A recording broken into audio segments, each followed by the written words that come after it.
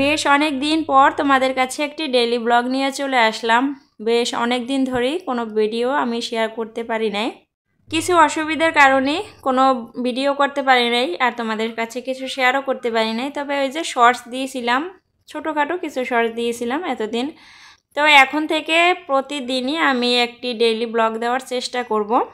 অনেক দিন পর একটা বড় ভিডিওতে ভয়েস দিতেছি, তো যার কারণে কেমন যেন কথাগুলো আটকে আটকে যাইতেছি, কোনো কথাই খুঁজে পাচ্ছি না। তবে চুপ করে থাকলে তো আর হবে না, যেহেতু তোমাদের কাছে একটা ভিডিও শেয়ার করতেছি, তো আমাকে তো কিছু কথা বলতেই হবে, তোমাদের কাছে কিছু কথা শেয়ারও করতে হবে। তো যাই হোক, সব কিছু বাদ দিয়ে আগে বলো তোমরা কেমন আছো। আশা করছি সবাই ভালো আছো, সুস্থ আছো, আমরাও ভালো আছি। আমার নতুন আরেকটি ভিডিওতে পূর্ণিতাস ব্লগে তোমাদের সবাইকে অনেক অনেক ভালোবাসা ও শুভেচ্ছা জানিয়ে আজকের আমার এই ভিডিওটি শুরু করছি। এখন বাজে সকাল 10টা। এর মধ্যে আমার সকালের বাসি কাজগুলো বলো, তারপরে তোমাদের দাদাভাইকে খাইয়ে দাইয়ে অফিসে পাঠানো, ছেলেকে খাওয়ানো, মোটামুটি প্রায় সব কাজই হয়ে গেছে।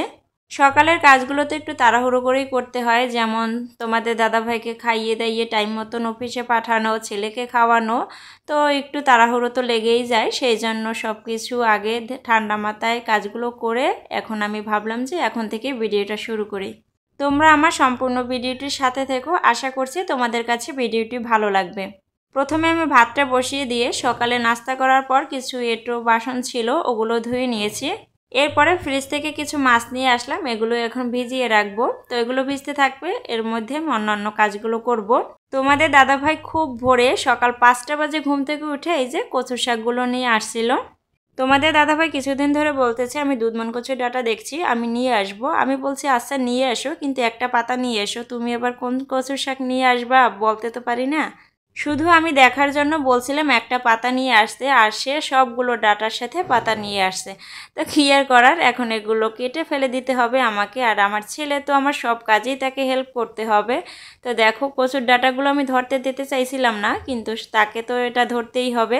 পাতাগুলো তো কাটা হয়ে গেছে, তো এগুলো তো এখন আমাকে ফেলে দিতে হবে। তো ছাদে নিয়ে যাচ্ছে, ছাদ থেকেই ফেলে দিব। আর এই কচুর শাকগুলোকে তো আমরা দুধমান কচুই বলি, তোমরা কে কী নামে চিনো অবশ্যই কমেন্ট করে জানিও। ইলিশ মাছ দিয়ে কচুর ডাঁটা যদি পাতায় ভাজা হয় তাইলে তো খেতে দুর্দান্ত লাগে, এটা আমিও খুব পছন্দ করি, আর তোমাদের দাদাভাই তো ভীষণ ভীষণ পছন্দ করে। তাই তো সে খুব ভোরে উঠে কচুর শাকগুলো নিয়ে আসলো। তো যাই হোক, ছেলে আমার ইলিশ মাছ খেতে খুবই পছন্দ করতো, কিন্তু দেখি যে ওর ইলিশ মাছ খেলে প্রচণ্ড অ্যালার্জি হয়ে যায়, তো তার জন্য ওকে আর ইলিশ মাছটা দেই না। ওর জন্য আলাদা করে শিং মাছ নিয়ে আসলাম। ডাঁটাগুলো ভালো মতন ধুয়ে এখন আমি কেটে নিতেছি। বেশি ডাঁটা দিব না, অল্প করেই দেবো, যেহেতু আমরা দুইজন আছি, তো অল্প করে দিলেই হয়ে যাবে। আর কিছু ডাঁটা রেখে দেব কালকের জন্য। আর এই তো আমার ডাঁটাগুলো কাটা হয়ে গেছে। এদিকে আমার ইলিশ মাছের বরফটাও ছেড়ে দিছে। এদিকে আমার ছেলেরও জ্বালাতন শুরু হয়ে গেছে, তো তাড়াহুড়ো করে একটা মাছ কেটে আগে রান্নায় বসিয়ে দিয়েছি, কারণ বাবুকে তো আবার টাইম মতন খাওয়াতে হবে। এরপরে বাকি মাছটা কেটে নিয়েছি। আর এই মাছ কাটার মধ্যে আমার ছেলে যে কি পরিমাণ জ্বালাতন করছে তোমাদের কি বলবো। এই যে দেখো, পেঁয়াজ যে কাটছি, পেঁয়াজের খোসাগুলো পরিষ্কার করতে পারি নাই, তাড়াহুড়ো করে আগে রান্নাটা বসিয়ে দিয়েছি। আর দেখো, ছেলে এখনও আমাকে জ্বালাতন করতেছে। কি কষ্ট করে যে আজকের মাছগুলো কাটছি তোমাদের কি বলবো। এগুলো এখন ভাগ করে আমি ফ্রিজে রেখে আসবো। আসলে আমার ফ্রিজ নাই, তবে আমার নিচের একটা আন্টি আছে, তার ফ্রিজেই আমি সবসময় মাছ মাংস রাখি। ফ্রিজটা না থাকার কারণে বেশ অনেকটাই কষ্ট হয়ে যায় আমার। যাই হোক, ওদিকে বাবুকে শান্ত করে ফ্রিজে মাছগুলো রেখে আসলাম। তারপরে বাবুকে স্নান করানো, খাওয়ানো, ওকে ঘুম পাড়ানো সব কিছুই হয়ে গেছে। তারপরে আমি এখন আসছি রান্নাঘরটা পরিষ্কার করে নেব। ছোট বাবুকে নিয়ে সংসারের কাজগুলো ধারাবাহিকভাবে আসলে করা যায় না।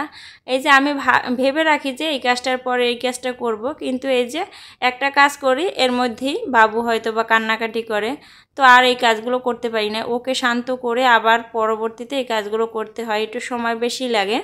এই যে দেখো, আজকে রান্না করার শেষে আমি রান্নাঘরটা পরিষ্কার করতে পারি নাই। তো ও যে যেতে দিয়েছে, ওকে আগে শান্ত করে ঘুম পাড়িয়ে দিয়েছি, তারপরে এই কাজগুলো আমি করতেছি। আবার মাঝে মধ্যে আমি রান্না শেষ হওয়ার পরে সাথে সাথেই আমি রান্নাঘরটা পরিষ্কার করতে পারি, ও যখন শান্ত থাকে। আসলে আমার কাজগুলো এখন নির্ভর করে আমার ছেলের উপরে। আমি কখন কোন কাজটা করতে পারবো সেটা ও যখন শান্ত হবে, শান্ত থাকতে পারবে, তখনই আমার কাজগুলো করা সম্ভব, না হলে আসলে সম্ভব না। আর এই কথাটা শুধু তারাই বুঝবে যাদের সাথে একটা ছোট বাবু আছে। আজকের একটা বাড়তি কাজ যুক্ত হয়ে গেছে, যার জন্য কাজে একটু পিছিয়ে গেছি। এই যে যেদিনকার মাছ মাংস কেটে দিনের বেলা রান্না করতে হয়, সেদিনকার আমার একটু কাজে পিছিয়ে পড়তে হয়। এই মাছগুলো যদি আমি কালকে রাত্রে কেটে রাখতে পারতাম তাইলে এতটা কষ্ট হইতো না। তোমাদের দাদাভাই অনেকটা রাত্র করে নিয়ে আসছে, তাই কাটা আর সম্ভব হয় নাই। সকালে যে কাটবো, আমি যে ফ্রিজে রাখি মাছ, সেই আংটি একটু দেরিতে ঘুম থেকে উঠে, যার কারণে এই ফ্রিজ থেকে মাছগুলো আনতে পারি নাই। তো সেই জন্য এই যে দুপুর করেই কাটতে হয়েছে। তো যাই হোক, একটু কষ্ট বেশি হলেও বাবুকে টাইম মতন খাইয়ে দিতে পারছি, এই দিক থেকে একটু চিন্তামুক্ত হতে পারছি। তো এরপর আমি আমার কাজগুলো করে আমিও খাওয়া দাওয়া করে নেব। এখানে বসে তো মাছ কাটছি, যার জন্য মাছের আঁশগুলো ছড়িয়ে ছিটিয়েছিল। তো এটাকে একটু সার্ফের জল দিয়ে ভালো মতন পরিষ্কার করে নিলাম। আর প্রতিদিন আমি স্নান করতে যাওয়ার আগে বাসাটাকে পরিষ্কার পরিপাটি করে রেখে তারপরে স্নান করতে যাওয়ার চেষ্টা করি। এতে আমার একটু সময় বেশি লাগলেও আমি এইভাবেই কাজগুলো করি, না হলে এই যে স্নান করে আসার পর আর এই কাজগুলো করতে ইচ্ছা করে না। তো যাই হোক, ওদিকে আগে রান্নাঘরটা পরিষ্কার করে নিয়েছি, এরপরে আমি রুমটাকে এখন মুছে নিতেছি।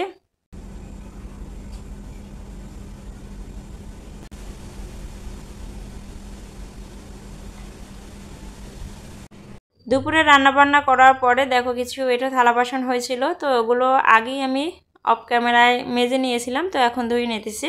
আর রান্নাবান্না করার পরে আমার অনেকগুলো থালা বাসন জমে যায়, কোথা থেকে যে কিভাবে মাখি আমি নিজেও জানি না। তোমাদের সাথেও কি এমনটা হয় অবশ্যই কমেন্ট করে জানিও, নাকি আমি শুধু এমনটা করি আমি বুঝতে পারি না। রান্না করার সময় যদি আমি কোনো বাসন ধরিও তাইলেও আমার ওই বাসনটা ধুইতে হবে। আসলে আমি নিজেরও খেয়াল থাকে না যে কখন কোনটা বের করি। বাবুকে নিয়ে অনেক তাড়াহুড়ো করে কাজগুলো করি, যার জন্য কোনটা বের করি, আর বাবু অনেকগুলো থালা বাসন বের করে রাখে, তো সেই জন্য আমার আসলে থালা বাসনগুলো বেশি জমে যায়। আর এই তো তোমাদের সাথে কথা বলতে বলতে আমার রান্নাঘরটা পরিষ্কার করা হয়ে গেছে, তো এখন আমি যাব স্নান করতে। এরপরে বিকেলবেলা দেখো এক বস্তা টুকরা কাপড়ের দোকান দিয়ে আমি বসেছি। টুকরো কাপড় বলতে কাপড়গুলো বেশ বড় বড়ই আছে। আমার বড় বোন আসলে টেলারই কাজ করে, তো ও অনেক অর্ডারই কাজ করে, তো যার জন্য ওর কাছে অনেকগুলোই কাপড় থাকে। ও কিছুদিন আগে আমাদের বাসায় বেড়াতে আসছিল, তো তারপরে আমি বলছিলাম যে দিদি আমার জন্য কিছু টুকরা কাপড় নিয়ে আসিস, তো সেই জন্য দেখো এক বস্তা আমার জন্য কাপড় নিয়ে আসছে। আর এই টুকরো কাপড় দিয়ে ঘর সাজানোর কিন্তু অনেক কিছুই বানানো যায়, সেই জন্যই আমি দিদিকে নিয়ে আসতে বলছিলাম। এগুলো বেশ কয়েক মাস আগে দিয়ে গেছিলো, তারপরে তো আমি বাড়িতে গেছিলাম, বাড়িতে গিয়ে বেশ কয়েক মাস থাকা হয়েছে, তো তারপরে তো আর কোনো সময় হয় না, তো আজকের বের করে নিলাম। এখন আমি সব কিছুই গুছিয়ে নিতেছি, আর যেটা যেটা কাজে লাগবে আসলে সেগুলো বের করব এখন। আজকের ভিডিওটা এই পর্যন্তই। আমার ভিডিওটার মধ্যে কোনো অংশ যদি তোমাদের একটু ভালো লেগে থাকে তাহলে তোমরা অবশ্যই আমার চ্যানেলটা একটু সাবস্ক্রাইব করে লাইক কমেন্ট করে দিও। আজকের মতন তোমাদের কাছ থেকে বিদায় নিয়ে নিলাম, দেখা হচ্ছে নতুন আরেকটি ভিডিওর সাথে। সবাই ভালো থেকো, সুস্থ থেকো, টাটা, বাই বাই।